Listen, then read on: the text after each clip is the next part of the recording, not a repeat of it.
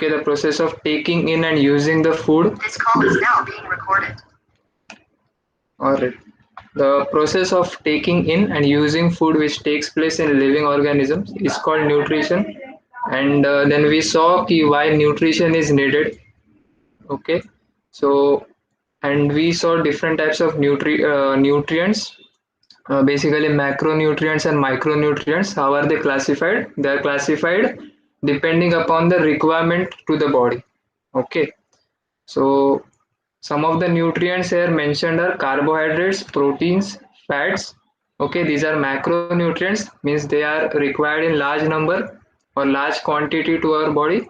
Then we require minerals and vitamins or vitamins. Okay, they are required in very small quantity, so they are known as micronutrients. Okay, we then started with nutrients in plants. Okay, so first of all we saw autotrophic plants. Okay, autotrophic plants. Okay, how the photosynthesis process take place? What is the role of chlorophyll? What is chlorophyll basically? Then we saw this equation, the chemical reaction here, and it is very important from the point of view of exam. Okay, so you should practice this chemical reaction and write down this in your notebook.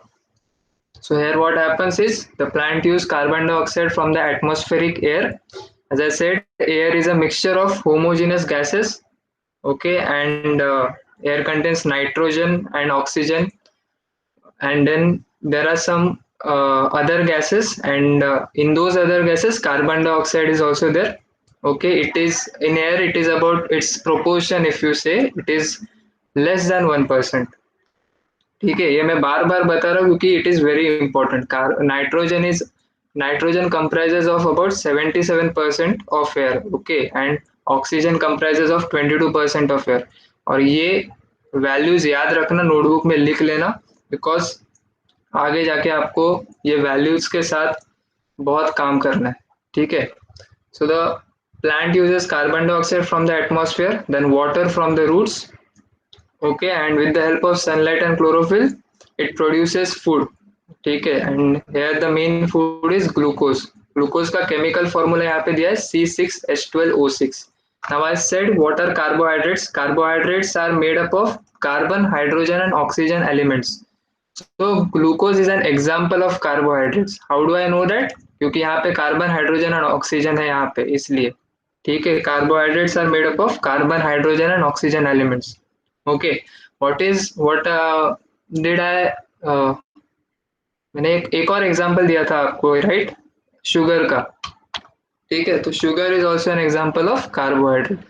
So what is the byproduct we get in this chemical reaction is oxygen. Okay, and oxygen is thrown out through the stomata. Stomata are small openings on the leaves. Okay, these all things we saw, we studied, okay, in very depth. Then we saw what is chlorophyll. Okay, and then we saw what is chloroplast. Okay, chloroplast is an organelle of cell, and about cell we will be learning in very depth in the subsequent lectures. Then we saw transportation system in plants. So हमारी जैसे blood का transportation होता है, ठीक है, veins से और arteries से हमारी बॉडी में, वैसे ही प्लांट्स में ट्रांसपोर्टेशन सिस्टम एक है. Okay, and these tubes are known as xylem and phloem. Okay, so xylem, what it does, it transports minerals and waters from the root to the other parts of the plant. And phloem, what it does is it transports the food which is produced in the leaf. Okay, due to photosynthesis leaves में food produce जो भी हो रहा है वो बाकी के parts को भी चाहिए. So phloem transport those food to other parts of the plant. Okay, and we then studied कि कैसे प्लांट्स को एक सेपरेट डाइजेस्टिव और एक्सक्रीटरी सिस्टम नहीं होता है, unlike us. Okay, we have a separate digestive and excretory system, but plants don't have. All right, we saw what is chemosynthesis in short. Then we saw what is biological fixation of nitrogen and atmospheric fixation of nitrogen. Okay, why nitrogen is needed to plants? Basically to to synthesize protein. Okay, to synthesize, to produce protein, nitrogen is needed. Why? Because proteins is made up of carbon, hydrogen, oxygen and nitrogen. Okay, so we saw this fixation of nitrogen. Then we saw symbiotic nutrition, ki how two different organisms or two different plants support each other for each other's development and growth. Okay, lichen is an example of symbiosis. Okay, and lichen is made up of algae and fungi. And we saw some heterotrophic plants. Okay, Cascata. Then how Loranthus is a semi-parasitic plant. Okay. Then we saw insectivorous plant Drosera burmani. Okay, it was discovered first by Johannes Burman. All right. And in respect of his name, we have given this plant the name Drosera burmani. Okay, how it looks like a flower, but it is not a flower. It does not do function of flower. Flower का function क्या होता है? Reproduction करना. हमने plant structure and functions में पढ़ा था कि flowers function is to reproduce. Basic function. All right. So it does not function. It does not do the function of flower, but it looks like a flower. उसका appearance flower जैसे होता है. Why? To attract insects. और वो insects को attract करके उन्हें खा जाते हैं. ठीक है. Then saprophytic plants. All right. Fungi, mushrooms are example of saprophytic plants. Okay. How they grow on the dead remains of the plant. A secret enzymes, digestive enzymes. Okay, and those dead remains get converted into a simpler form. You can say a simpler form of compound, carbon compounds. Okay, and that is their food. All right, saprophytic plants का वो food होता है. Now let's go ahead. ठीक है, so food gets spoiled due to some fungi. Some fungi causes disease or illness, while some fungi have medicinal properties. Yeast and some mushrooms are useful. So yeast is an example of fungi. Mushroom is also an example of fungi. So yeast is used in fermentation process and for making bread. You will see what is fermentation process. Don't worry. So mushrooms are rich source of iron and vitamins. So mushrooms को हम लोग खाते भी है. We humans eat mushrooms. Okay, there are lot of varieties of mushrooms. Some are poisonous and some are edible. Edible मतलब हम लोग खा सकते. I was talking about fermentation. So yeast is used in fermentation process. So let's see what is fermentation process. So मैं एक definition लिखता हूँ, आप भी लिख लेना, मैं comment box में लिख रहा हूँ. So fermentation process. Fermentation is a process in which microorganism. Fermentation is a process in which microorganism activity. Fermentation is a process in which microorganism activity creates a desirable change in food or beverages. सिर्फ mic on किया क्या? Mic कोई on नहीं करेगा. Okay. Food or beverages. Okay, so fermentation is a process in which microorganism activity creates a desirable change in food or beverages. Okay, समझाता हूँ मैं. मैंने डेफिनेशन चैट बॉक्स में लिख लिया है. ओके, सो फर्मेंटेशन बेसिकली क्या है कि प्रोसेस है. ओके, एक प्रोसेस है जिसमें माइक्रो ऑर्गेनिज्म क्या करते हैं, जो भी फूड है हमारा, जो भी फूड और या फिर बेवरेजेस मतलब जो भी कोल्ड ड्रिंक्स होते हैं, दैट इज बेवरेज. ओके, तो जो भी फूड है उसमें डिजायरेबल चेंज लाना. ऑलराइट, डिजायरेबल चेंज लाना मतलब क्या कि उसका फ्लेवर इंक्रीज करना, उसका टेस्ट इंक्रीज करना, या फिर उसको लंबे लंबे समय तक प्रिजर्व करना. Alright, preservation of food, that is known as fermentation process. Okay, और उसके लिए ईस्ट हेल्पफुल होता है. ऑलराइट, सो फर्मेंटेशन प्रोसेस में ईस्ट हेल्पफुल होता है. Okay, so though yeast is a fungi, it is not a microorganism. Yeast is a fungi, but it helps in fermentation process. All right. Beverages means cold drinks. Okay, जो Thums up, आपने Sprite वो सब जो drink किया होगा, Thums up, Sprite, फिर क्या आता है, माजा, वो सब, तो that are beverages. All right. So role of nutrients. We will move to next topic. Role of nutrients and effects of their deficiency on plant. Okay, तो अलग अलग न्यूट्रिएंट्स देखेंगे. ओके, और अगर वो ना हो प्लांट्स के बॉडी में मौजूद, तो उसे डेफिशिएंसी क्या होती है. डेफिशिएंसी मतलब उसमें जो ग्रोथ में कुछ कमी आना, उसे डेफिशिएंसी कहते हैं. ऑलराइट, कुछ कमी होना, उसे डेफिशिएंसी कहते हैं. So first is nitrogen. This table is very important from your exam point of view. Okay, so you should write it down. What you do कि सिर्फ न्यूट्रिएंट का नाम लिखना है यहाँ पे. ऑलराइट, न्यूट्रिएंट के नाम लिखना. फंक्शन और effects of deficiency I will explain you. Alright, don't write down this now. After the lecture, okay, after the lecture without seeing you try to fill this column. Alright, अभी nutrients के नाम लिखना बस. Nitrogen, phosphorus, potassium, magnesium, iron, manganese, and after the lecture you try to fill these columns. Okay, all right, so we will start. So first nutrition is nitrogen.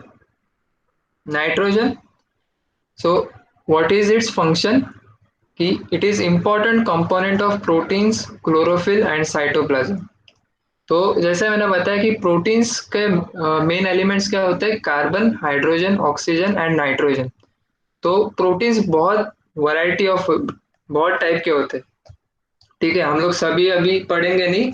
आगे जैसे आप standard में जाओगे 8, 9, 10th में, तो वैसे वैसे आप प्रोटीन्स के बारे में, उसके क्लासिफिकेशन सब देखोगे. ओके, तो प्रोटीन्स को बनाने के लिए नाइट्रोजन लगता है, and that's why it is use for synthesis of chlorophyll also. Chlorophyll, which is pigment present in chloroplast, we need nitrogen.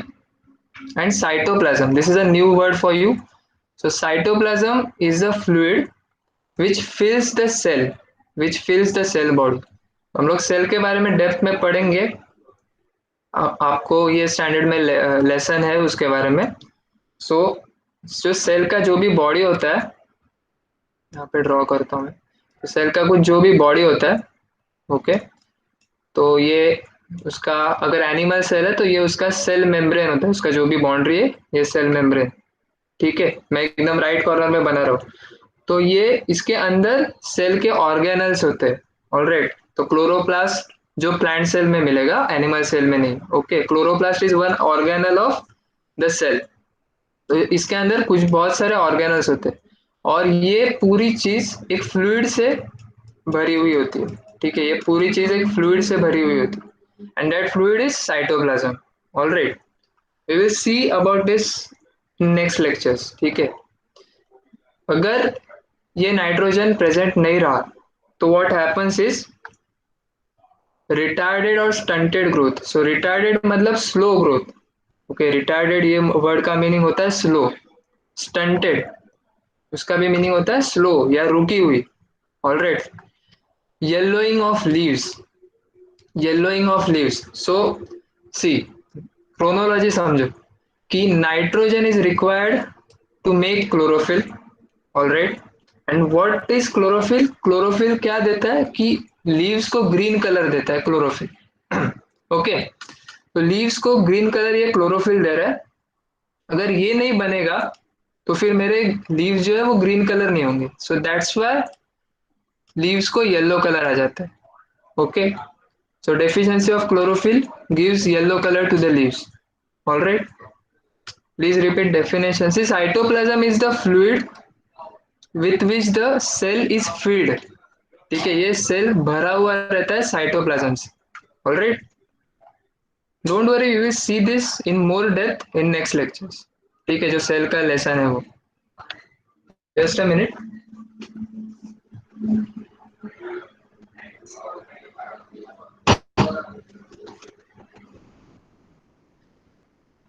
Okay, next is phosphorus.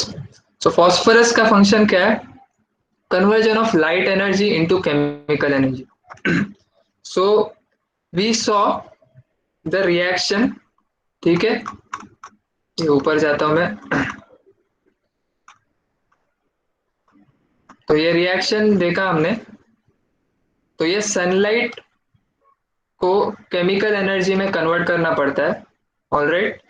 और उसको कन्वर्ट करने का काम फॉस्फोरस का होता है. ठीक है. Sunlight is in the form of light energy. Okay. And light energy को केमिकल एनर्जी में कन्वर्ट करना पड़ता है. ठीक है. उसका काम फॉस्फोरस करता है. So if that is not present in the plant, then what are its deficiencies? क्या होता है? Early leaf fall. Early leaf fall मतलब जल्दी पत्ते झड़ जाते. ठीक है, जल्दी पत्ते गिर जाने लगते. Late flowering. Late flowering. Slow growth of roots. So these are all effects of deficiency if phosphorus is not present. So phosphorus is not present, then उसका photosynthesis process जो है वो slow हो जाएगा. वो slow हो जाएगा. So वो slow होने के कारण food नहीं मिलेगा. ठीक है. And that is why early leaf fall, late flowering and slow growth of fruits is observed. Okay. Next is potassium. Potassium. आपको इसके केमिकल नेम भी पता होने चाहिए. तो नाइट्रोजन को N से डिनोट करते हैं, फॉस्फोरस को P से डिनोट करते हैं. ठीक है, आपने पढ़ा रहेगा मे बी कि इनके केमिकल नेम होते हैं एलिमेंट्स के. पोटेशियम को K से डिनोट करते हैं. Okay. So necessary for metabolic activities. Okay, metabolic activities देखते हैं क्या. So whatever chemical reactions happening in the body of living organisms are all known as metabolic activities. So जो भी chemical reactions है, okay, जो ऊपर हमने देखा फोटोसिंथेसिस का, वो एक केमिकल रिएक्शन था. ठीक है. तो जो भी बहुत सारे केमिकल रिएक्शंस होते रहते हैं हमारी पूरी बॉडी में, तो they are known as metabolic activities. So if potassium is deficient, then what are the effects on plant? So effects observed are weak stem, wilting of leaves. Okay, ये wilting of leaves मतलब वही है कि leaves का बूढ़ा हो जाना. Okay, leaves का एज हो जाना. Okay. failure to produce carbohydrates. So our ultimate aim is to produce carbohydrates. Okay, because carbohydrates is a nutrient and nutrient is required for the growth. So if potassium is deficient, then the production of carbohydrates really slows down. All right. Next is magnesium. So magnesium का chemical formula होता है Mg.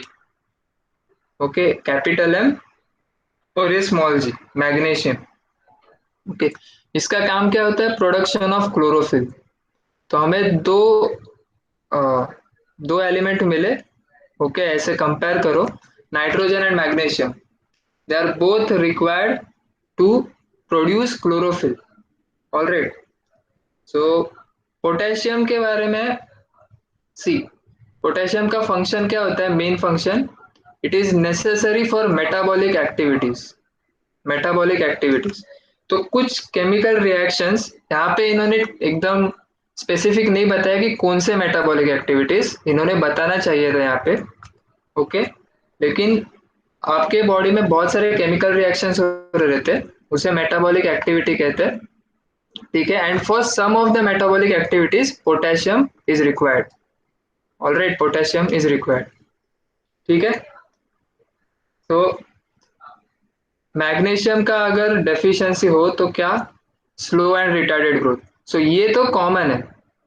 This is common. कोई भी nutrient का deficiency हो, जो plant का growth है वो स्लो होने वाला. Alright. Next is again yellowing of leaves. Why?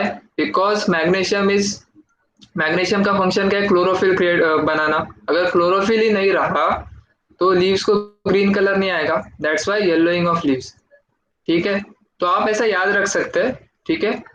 This will help you in remembering these things. So next is iron. Iron is again used for production of chlorophyll. So हमें और एक compound मिल गया.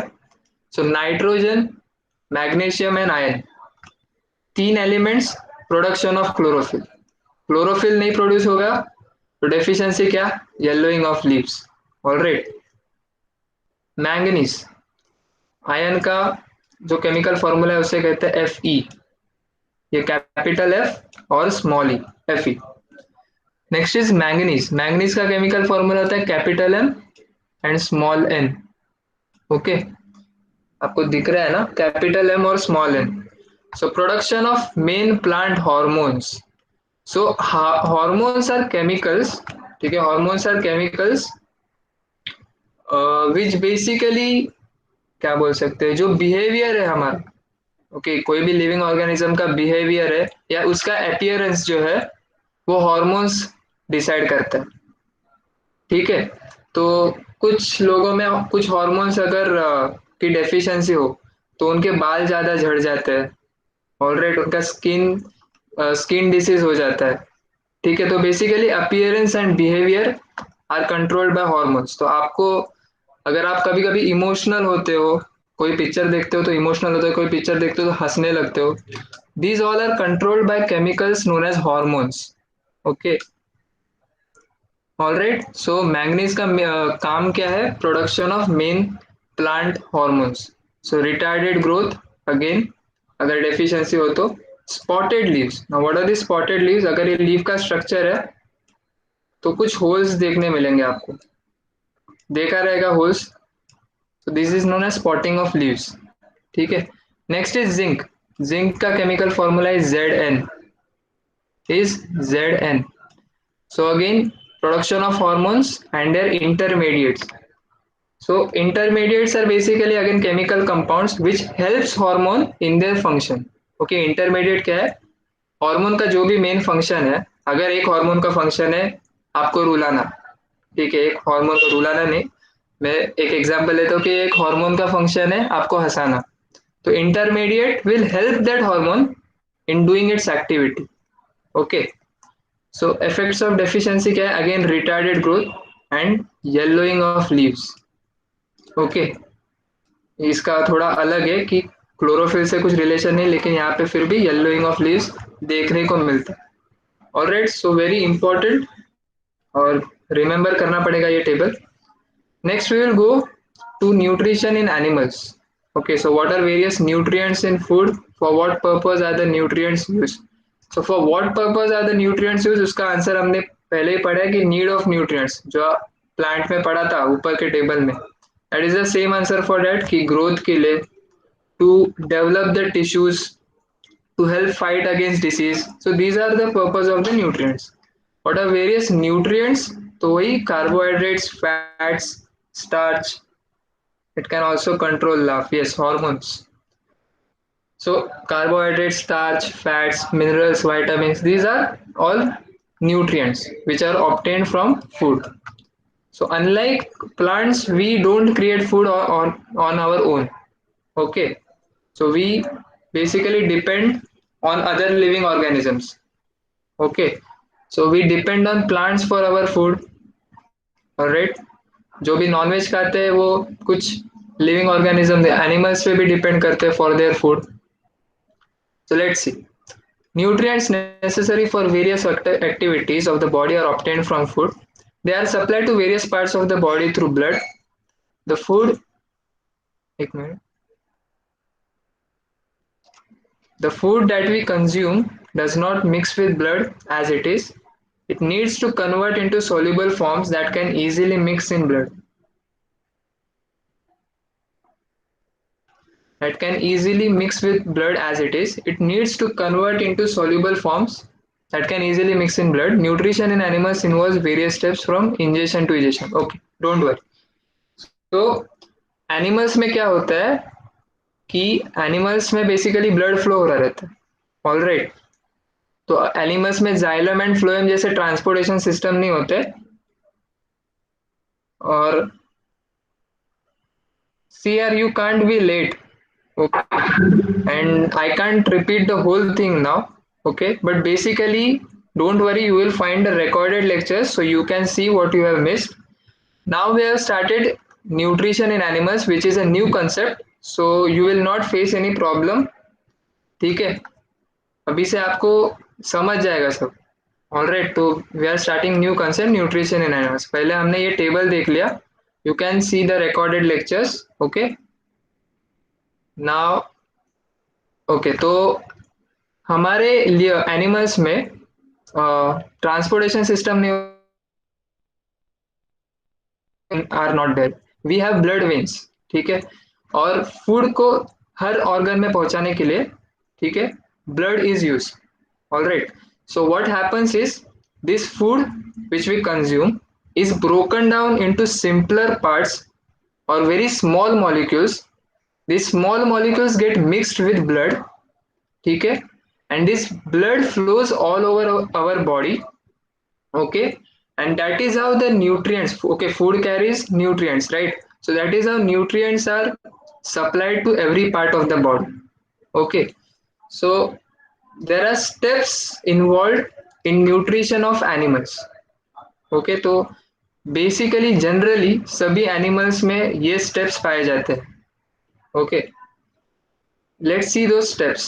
Alright, और ये जो steps का जो न्यूट्रिशन है, that nutrition is known as holozoic nutrition. We will see this further. Okay, so let's see. First is ingestion. Ingestion, alright. So in ingestion food is taken into the body. मतलब आप जो खाना खाते हो और मुंह में डालते हो आपने, ठीक है, खाने का जो भी निवाला लिया और मुंह में डाला, that process is known as ingestion. ठीक है, नेक्स्ट, मुंह में डालने के बाद वो आपके पेट में जाता है. देन पेट में जाने के बाद डाइजेशन प्रोसेस होता है. Digestion process, now this is a very complicated process and there is a dedicated chapter regarding this. Alright, so don't worry, we will see what is digestion process in detail. Okay, have some patience. ठीक है, so digestion process एक basic line में अगर मैं बताने जाऊँ, so what it is conversion of food into simple soluble forms.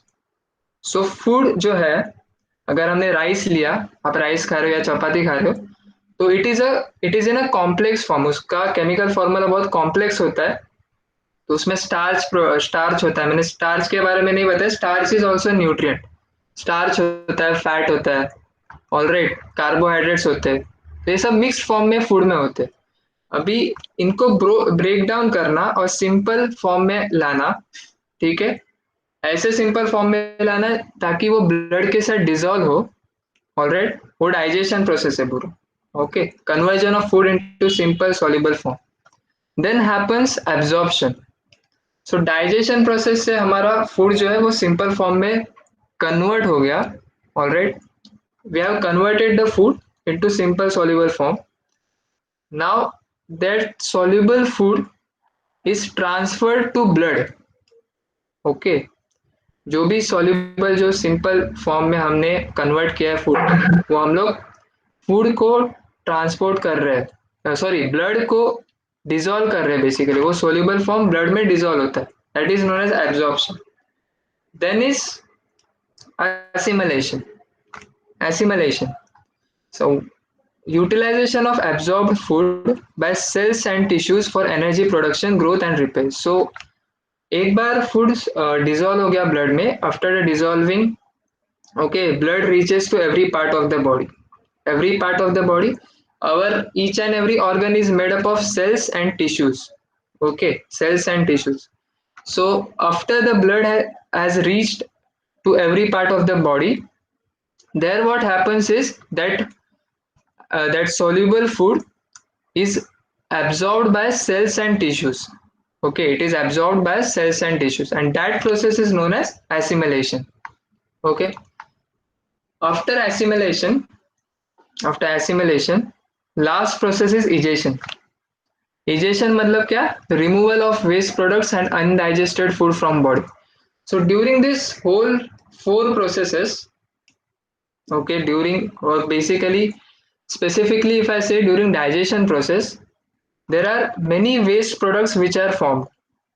So as you saw in this reaction, okay, as you saw in this, कहाँ पे गया? हाँ, this reaction, there was one main product which we require and one byproduct which we don't require. So this was the waste product. Okay, this was oxygen was a waste product for plants. All right, so this has to be thrown away.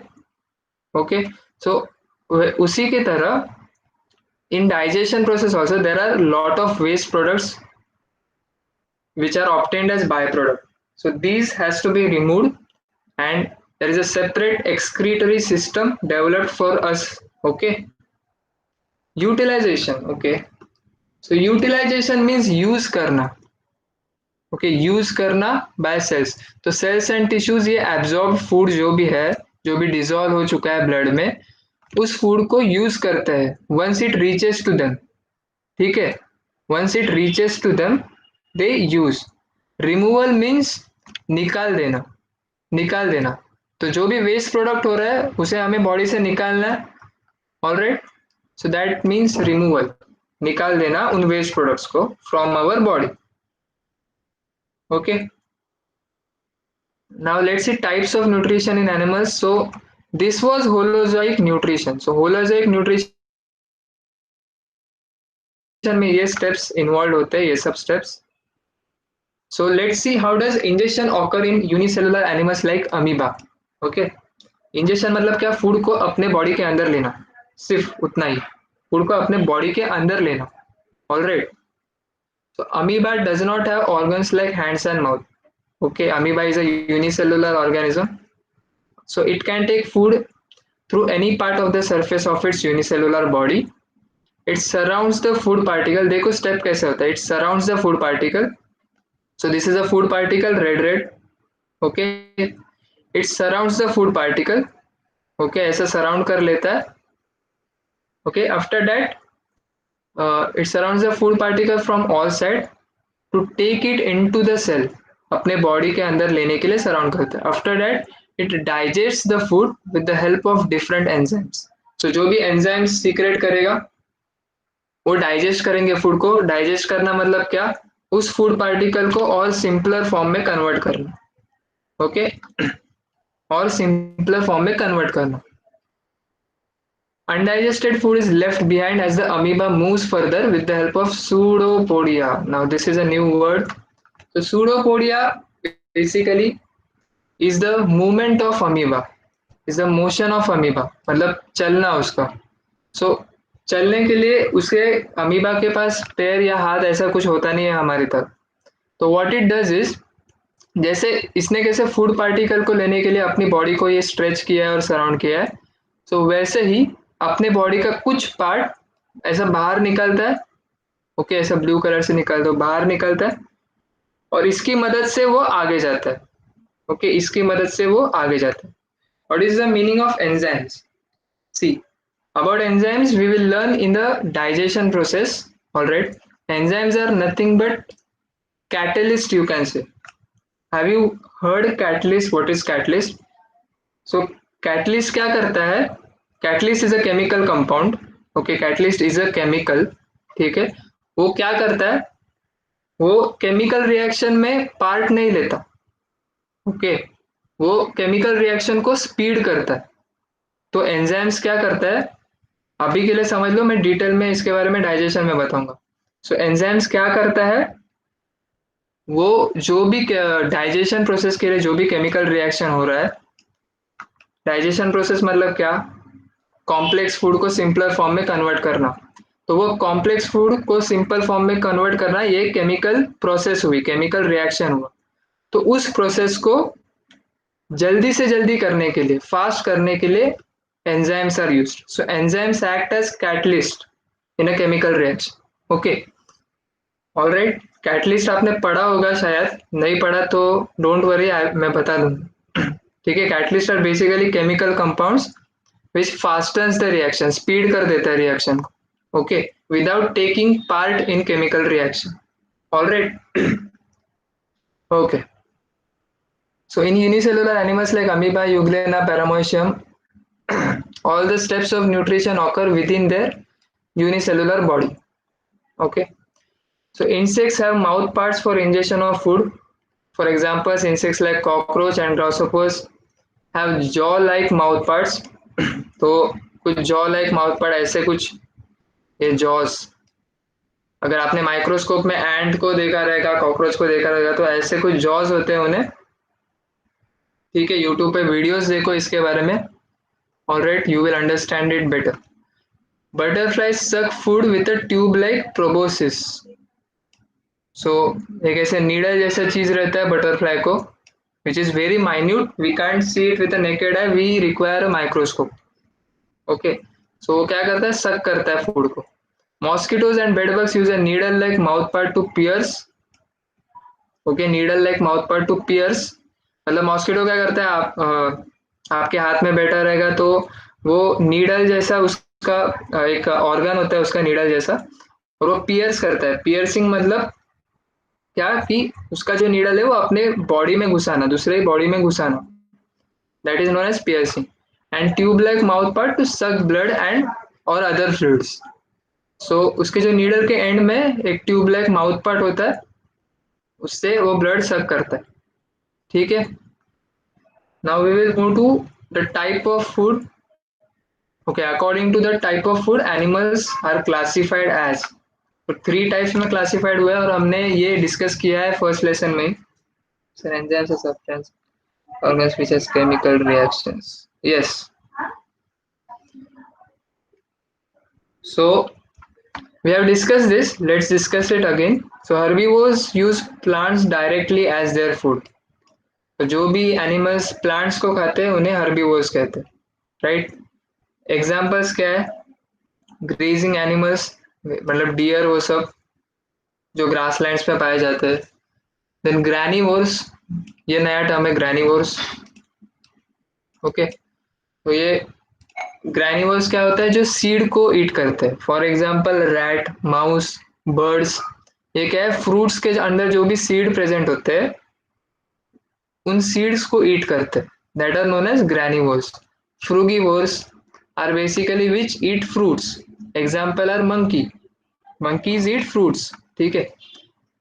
Then carnivores. तो ये सब जो granules and फ्रूगीवोर्स है वो herbivores के अंदर आ गए. Alright, they depend on plants as their food. Okay.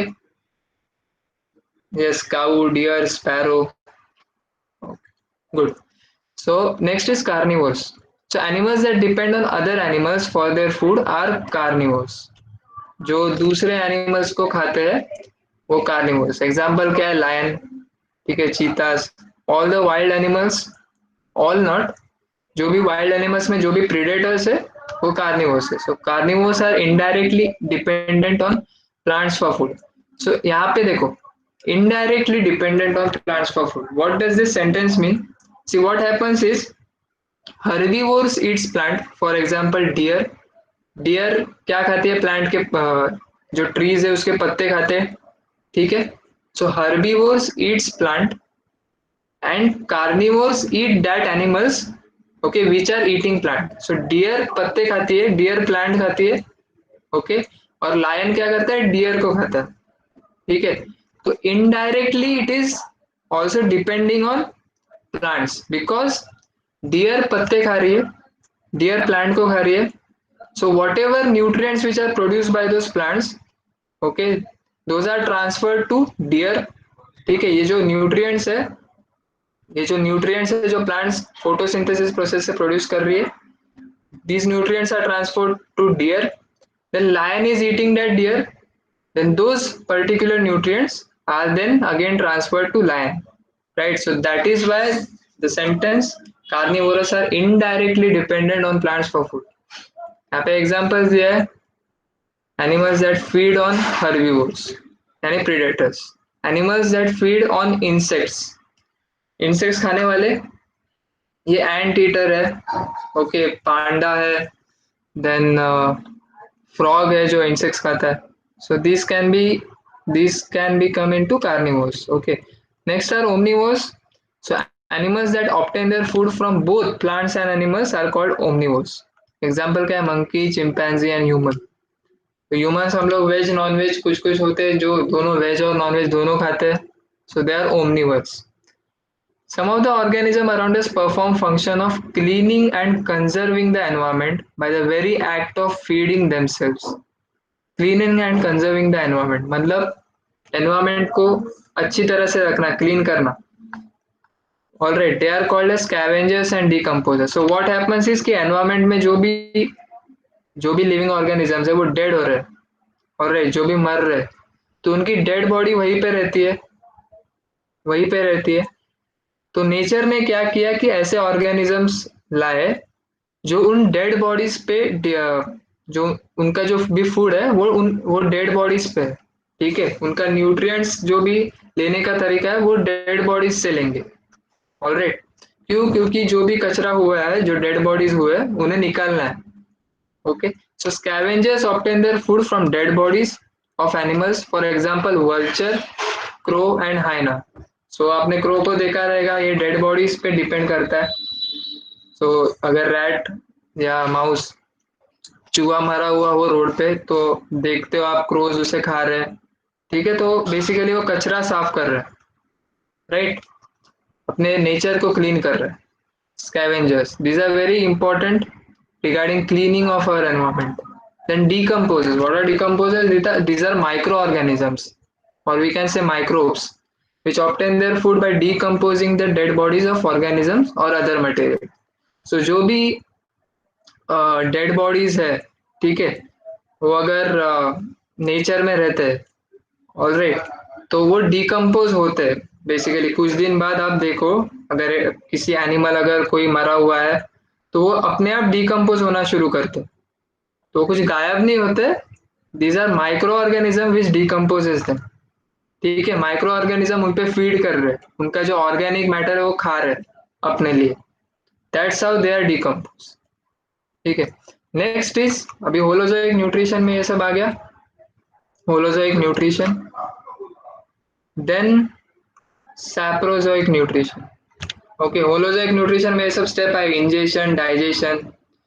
So scavenger and decomposer saying no, no, scavengers are animals, ठीक है, decomposers are micro organisms. Alright, इनमें फर्क है। ठीक है, saprozoic nutrition. Some insects, unicellular animals, etc. obtain nutrients by absorbing liquid organic material from dead bodies. ये mark कर लेना, dead bodies of other animals or from the environment. This is saprozoic nutrition. Example, houseflies, ants, spiders, etc. So आपने देखा रहेगा कि आपके घर में अगर कोई कॉकरोच मरा हो और अगर आप नहीं निकालते हो उसे, तो आपने देखा रहेगा बहुत सारे एंड्स उसे लेकर जाते। ऑलराइट, बहुत सारे एंड्स उसे उठाकर लेकर जा रहे रहते। ठीक है, तो उनका जो मोड है वो सैप्रोजोइक न्यूट्रिशन है। ओके, तो वो क्या करते हैं, they obtain the nutrients by absorbing the liquid organic material from dead bodies of those animals. Alright, so इन्हें ऐसे ऑर्गन्स है, house flies, ants and spiders, इन्हें ऐसे ऑर्गन्स है कि वो डेड बॉडीज का जो भी ऑर्गेनिक मटेरियल है जो लिक्विड फॉर्म में है वो एब्जॉर्ब कर सके। Alright, that is known as saprozoic nutrition. Okay, then the next is parasitic nutrition. So इसमें ये दोनों में बहुत एक छोटा सा डिफरेंस है। तो मैंने ये डेड बॉडीज मार्क किया था, क्यों मार्क किया था अभी आपको पता चलेगा। सो यहाँ पे क्वेश्चन है, have you seen small animals on bodies of animals like dogs and buffalo. So अगर आपके पास डॉग पेट होगा, तो डॉग के ऊपर अगर आप देखो स्क्रीन, उसके सरफेस पे देखो, उसके बॉडी पे देखो, तो आपको कुछ छोटे छोटे इंसेक्ट्स जैसे चीज मिलेंगे, अगर डॉग नहा रहा नहीं रहेगा तो। Alright, if the dog is not bathing, then you will find small small insect like organisms. Alright, from where do these little animals obtain their food? तो जो भी वो little animals है जो उनकी बॉडी पे है, how do they survive? From where do the worms in the intestine obtain their food? So our intestine also consists of some worms. Okay, तो उन worm को कैसे food मिलता है? So some animals depend upon other animals for food. They can obtain the food only from animals on whom they are dependent. So this is called as parasitic nutrition. So unlike saprozoic nutrition, जिसमें animals dead bodies पे depend करते थे, in parasitic nutrition organisms are present on the living body. Okay, तो जो भी dog है, dog के ऊपर जो भी इंसेक्ट्स है, ठीक है, जो भी इंसेक्ट्स है, No voice is coming. Hello, is the voice coming now? Is the voice coming now? Okay. So I was saying कि डॉग के ऊपर जो भी इंसेक्ट्स है, ठीक है, वो वो कैसे जिंदा रह रहा है, वो कैसे जिंदा रह रहा है, तो जो भी डॉग का ब्लड है वो सक करके, ओके, और वो कभी प्रेजेंट है जब भी डॉग जिंदा रहता है तब। Once it is dead they move on to the other dogs, okay, which are living. So यही डिफरेंस है saprozoic nutrition and parasitic nutrition वाले ऑर्गेनिजम्स में, okay. So they can obtain the food only from animals on whom they are dependent. So these organisms or these insects depends on particular animal for their food. Okay. तो जो भी insect जो है bug बोलते हैं, जो भी bug है वो जो भी डॉग पे पाया जाता है, डॉग के बॉडी पे पाया जाता है, वो सिर्फ डॉग पे ही मिलेगा या किसी और स्पेसिफिक जैसे बफेलो पे मिलेगा, वो हमारे बॉडी पे नहीं रहेगा, ठीक है। It will not be present on our body. All right, that is the meaning of this sentence. Okay, those insects are dependent on specific animals. So some animals live on the body surface of other animals and obtain their food by sucking their blood. ठीक है, जैसे बताया मैंने कि body के surface पे वो छोटे छोटे एनिमल्स है, वो वहां पे रहते हैं, ठीक है, टू सक देयर ब्लड। ऑलराइट, सो मैंने जो भी एनिमल्स है होलोजोइक न्यूट्रिशन करते हैं, उनका लास्ट स्टेप क्या रहता है, फूड इनटेक करना, डाइजेशन प्रोसेस होना, और लास्ट में उनके जो ब्लड में है, ब्लड में न्यूट्रिएंट्स होते हैं, ठीक है। तो उन्हें न्यूट्रिएंट्स फिर कहाँ से मिलता है, ये जो पैरासिटिक एनिमल्स है उन्हें न्यूट्रिएंट्स कहाँ से मिलता है, वो ब्लड से मिलता है। Now let's see what are ectoparasitic and endoparasitic nutrition. So the animals which are present on the body surface of the other animals, body surface of the other animals are ectoparasitic nutrition. Are ectoparasitic animals.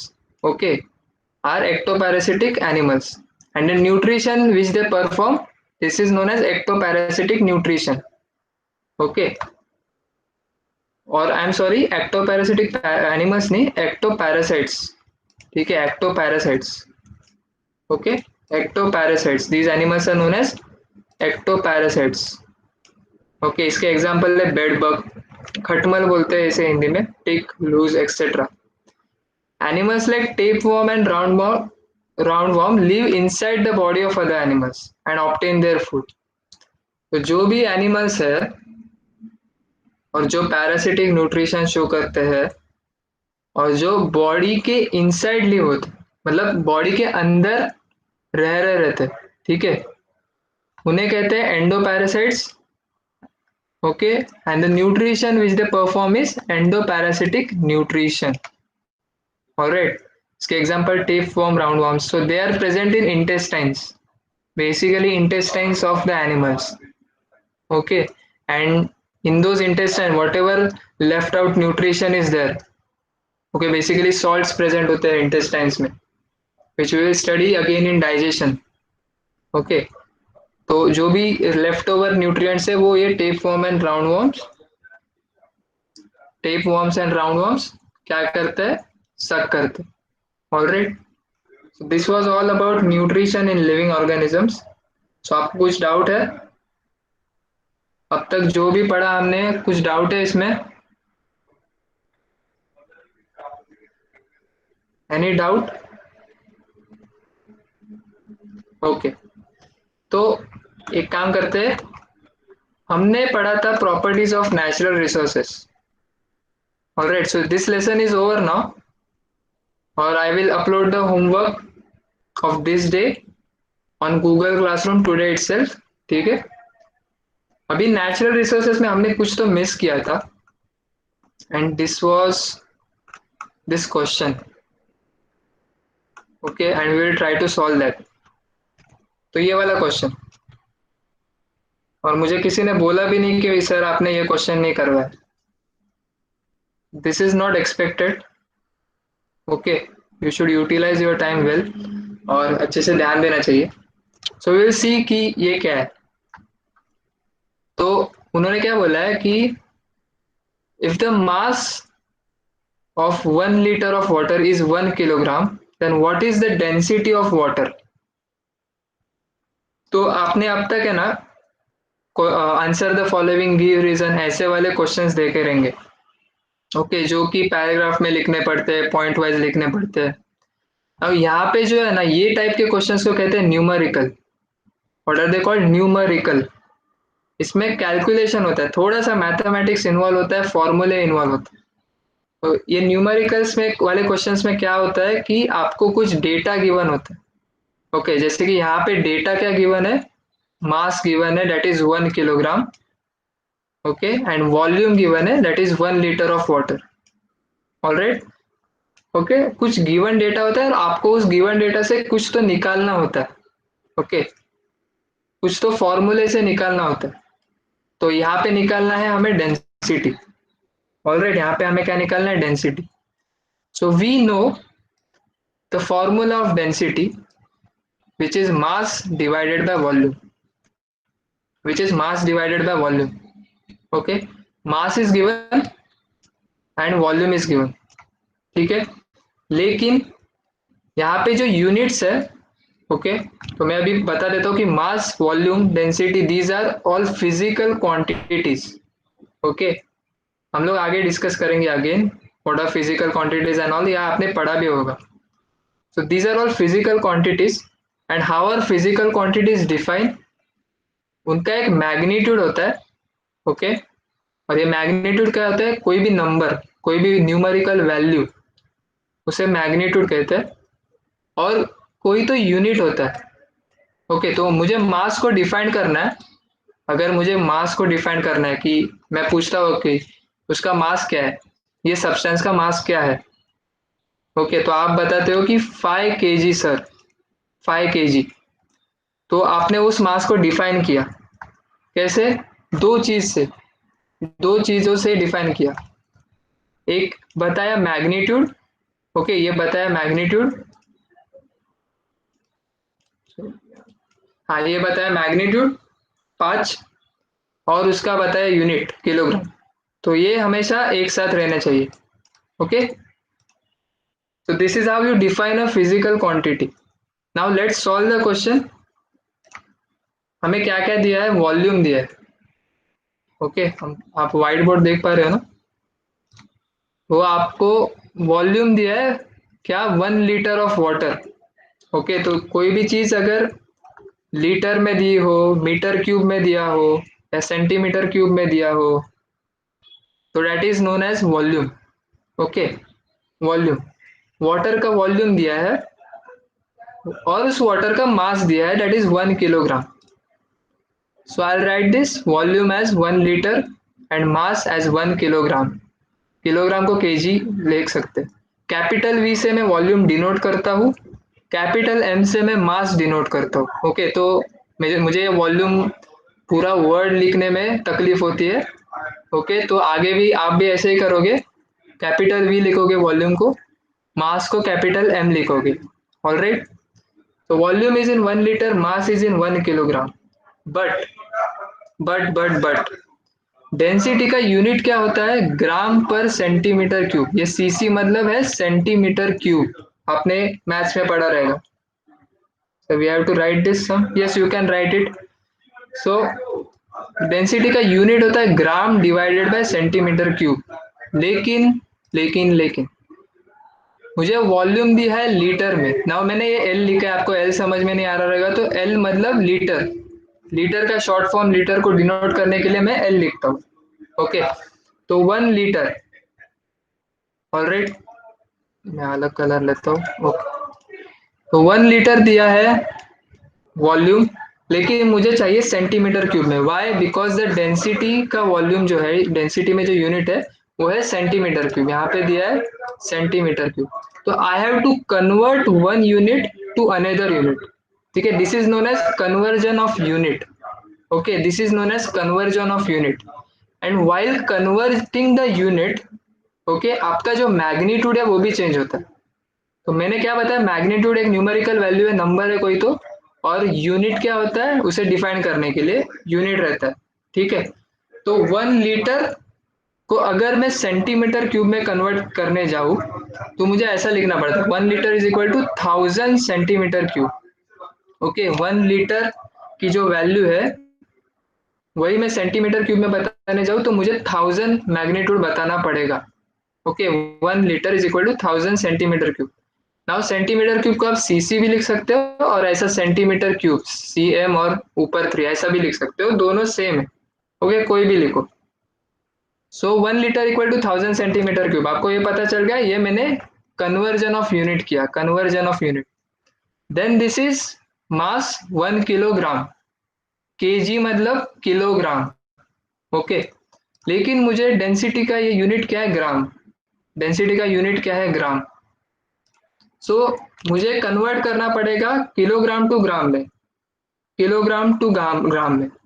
So how do I convert this, जब भी मैं 1 kilogram को ग्राम में convert करता हूँ, kilogram converted into gram, then I need to multiply by 1000।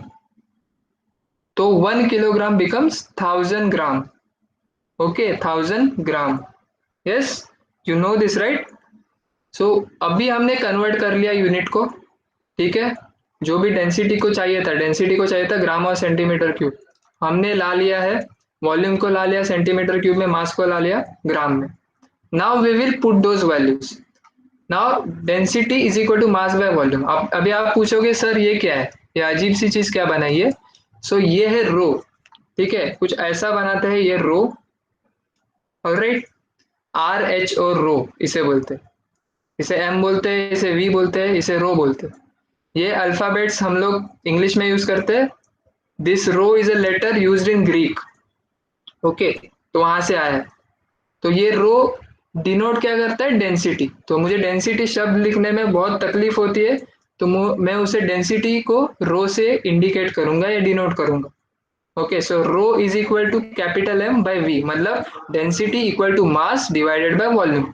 तो मैंने मास का जो वैल्यू है वो लिख लिया 1000, वॉल्यूम का जो लिखा है वैल्यू लिखा है 1000, ठीक है। 1000 डिवाइडेड बाय 1000 क्या मिलता है, voice stop, hello, is it now clear, hello, voice आ रही है, वॉइस आ रही है अभी। ओके ओके ओके, मिडल में स्टॉप हुई थी क्या, ठीक है, कुछ नेटवर्क इशू रहेगा, ठीक है, कोई बात नहीं। सो आई वॉज टेलिंग कि जो डेंसिटी है इसे रो से डिनोट करते हैं। ओके, ये रो एक सिंबल है। ऑलराइट, ऐसा कुछ लिखा जाए, ऐसा कुछ बनाते हैं। It is a Greek letter. Rho is equal to capital M by V, मतलब density equal to mass divided by volume. इसके वैल्यूज डाल दिए, 1000 1000, 1000 डिवाइडेड बाय 1000 1। तो डेंसिटी ऑफ वाटर मुझे क्या मिला, 1 ग्राम पर सेंटीमीटर क्यूब। ठीक है, कोई भी फिजिकल क्वांटिटी को डिफाइन करने के लिए मुझे न्यूमेरिकल वैल्यू चाहिए। This is your numerical value या मैग्नीट्यूड 1, और यूनिट चाहिए। तो डेंसिटी को डिफाइन करने के लिए उसका यूनिट क्या है, gram divided by centimetre cube. ये दोनों चाहिए। ओके, अगर आप सिर्फ लिखते हो डेंसिटी इक्वल टू 1 सर, गलत है, 0 मार्क्स मिलेंगे, ठीक है, क्योंकि इट इज नॉट डिफाइंड। उसे डिफाइन करने के लिए एक मैग्नीट्यूड और यूनिट दोनों लिखना होना चाहिए। तो 1 ग्राम पर centimetre cube, this is magnitude. Okay, and this is unit. Okay, unit सबका अलग अलग होता है। Okay, voice stop in middle, एकदम रिवाइज कर लेता हूँ, फास्ट में समझा देता हूँ कि वॉल्यूम हमें 1 लीटर में दिया था, तो मुझे डेंसिटी का जो है यूनिट वो सेंटीमीटर क्यूब में है, तो I need to convert that volume into centimetre cube. So when I convert litre into centimetre cube, I multiplied that value with 1000. So 1 into 1000 कितना, 1 multiplied by 1000 कितना, 1 multiplied by 1000 कितना, 1000। Okay, सो 1000 आया, right. सो इसका जो magnitude है वो 1 से change हुआ है 1000 में। ओके, और मैंने मल्टीप्लाई किया, इसका मैग्नीट्यूड चेंज हुआ है तो इसका यूनिट भी चेंज होगा, और इसका यूनिट चेंज होता है लीटर से सेंटीमीटर क्यूब में। अब सेंटीमीटर क्यूब को सीसी भी लिख सकते हो या सीएम क्यूब भी लिख सकते हो, ओके, कोई फर्क नहीं पड़ता। Then m equal to 1 kg ये दिया है, लेकिन मेरा जो डेंसिटी है वो बोलता है मुझे तो ग्राम में चाहिए, मुझे ग्राम चाहिए, तो मैंने 1 किलोग्राम को अगेन ग्राम में कन्वर्ट कर दिया। To convert this 1 kilogram into gram again I have to multiply this value 1 with 1000। So 1 into 1000 again क्या है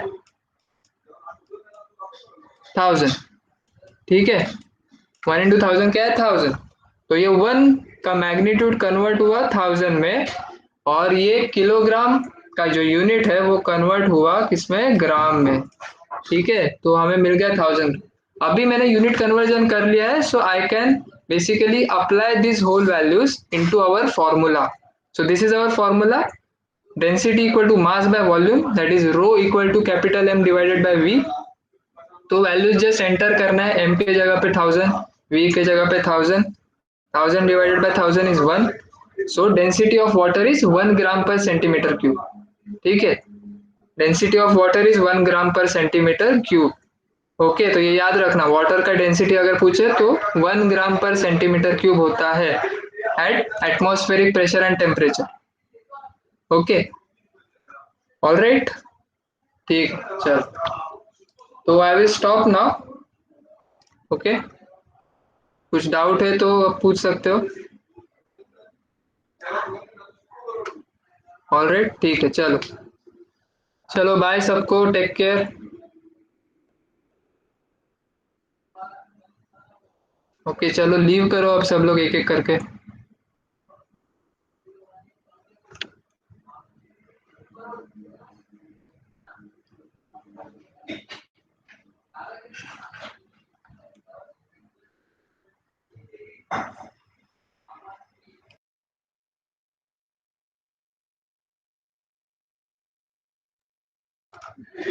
चलो बाय बाय बाय, एक एक करके लीव करो।